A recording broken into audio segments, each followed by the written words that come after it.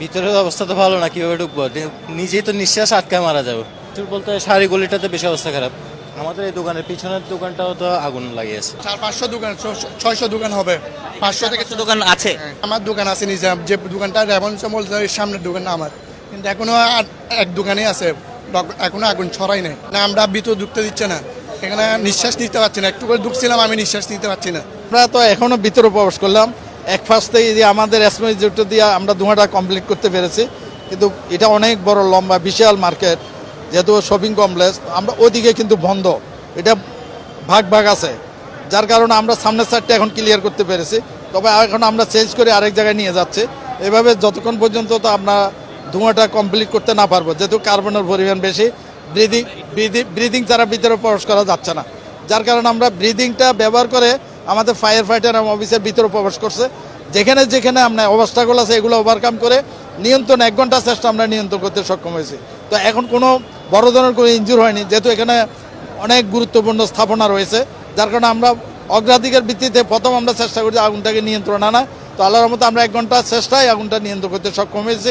এরপরে আমরা এখন সার্চ টিম গঠন করে সার্চ করবে পুরা মার্কেটে সার্চ করার পরে কোনো এখানে ভিকটিম আটকা আছে কিনা, অথবা কোনো বড় ধরনের ইনজুর আছে কিনা, অথবা ক্ষয়ক্ষতির পরিমাণ, যেখানে আমরা যে দোকান দুইটার কথা বলেছি কাপড়ের দোকান, সেখানে বাইরে আরও কিছু আছে কিনা, এগুলো সব আমরা দেখব। দেখার পরে আমরা পরবর্তীতে আপনাদেরকে কারণ, ক্ষয়ক্ষতি এবং কি কারণে এই ঘটনাটা ঘটেছে আপনাদের বিস্তারিত জানাতে পারবো। এটা আসলে আগুনটি লেগেছিল কয়টায়, আপনারা কয়টা ইউনিট কাজ করেছেন? আর আরেকটা বিষয় হচ্ছিল যে এখানে দোকানের কি অবস্থা, কোত্থেকে আগুনটি সূত্রপাত হতে পারে বলে? আমরা যেহেতু এখনো স্মোক রয়েছে, হিট রয়েছে, হিটের পরিমাণটা কমে গেছে, যেহেতু আমরা নিয়ন্ত্রণ দিয়েছি, এখন স্মোকটা কমে ফেললে আমরা পরবর্তীতে আপনাদেরকে কি কারণটা উদ্ঘাটন করবো। তবে আমরা প্রায় 9:45 আগুনের সংবাদ পেয়ে ঘটনাস্থলে এসে 1 ঘন্টা চেষ্টার পর আমরা আগুন সম্পূর্ণভাবে নিয়ন্ত্রণ করতে সক্ষম হয়েছি। তবে এখানে যে কারণটা যেহেতু অন্ধকার, এখানে ধোঁয়া, মার্কেটটা এখনো যেহেতু ইলেকট্রিক কাট আপ, আর অনেক বড় মার্কেট হওয়ার কারণে বিভিন্ন এখানে ফাট আছে, ফাটের কারণে একসাথে আমরা সব কিছু বলতে পারবো না যে কি কোন জায়গাতে আগুনটা লেগেছে।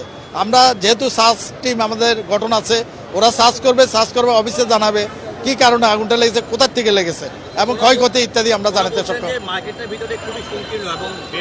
না এটা আমরা এই মুহূর্তে এই ধরনের বলবো না, যেটা শপিং কমপ্লেক্স একটা গুরুত্বপূর্ণ স্থাপনা, এখানে দীর্ঘদিনের এটা স্থাপনাটা, এখানে অবশ্য সচেতন আমাদের দোকানদাররা রয়েছেন, মার্কেটের মালিক রয়েছেন, তো সবাই মিলিয়ে মার্কেটটা কিন্তু ডিজাইন যেভাবে করেছে, এখানে কিন্তু ত্রুটির কোনো কারণ থাকার কথা না।